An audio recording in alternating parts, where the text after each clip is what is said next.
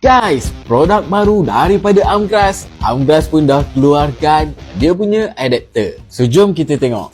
Itu dia guys, kad daripada Amgras. Dan inilah dia guys, adapter daripada Amgras. So, adapter daripada Amgras ni mampu support untuk 20 watt fast charging. So guys, kalau korang ada device 20 watt, korang boleh dapatkan adapter daripada Amgras ni. So, korang boleh tengok dekat sini, 20.04 watt. Dan untuk port dia, dia pakai Type-C. Jadi, korang kenalah pakai kabel macam ni. Type-C ke Apple cable ataupun Type-C ke Type-C cable. Jadi, korang cucuk ke Type-C sini dan korang boleh cucuk ke smartphone korang. Korang akan dapat 20 watt. Ataupun, korang cucuk Type-C ke sini dan lightning cable ni korang cucuk ke iPhone korang. Boleh, tak ada masalah. Of course, untuk adapter ni, dia datang adapter sahaja tanpa kabel. So guys, design untuk adapter ni memang nice, memang lawa. Boleh buat travel juga sebab dia kecil je kan. Memang nice. Dan mungkin ni lah masanya untuk korang tukar ke Type-C ke Type-C ataupun Type-C ke lightning cable. Sebab kabel ni biasanya lebih laju. So guys, kalau korang minat, check out dekat beg kuning di bawah.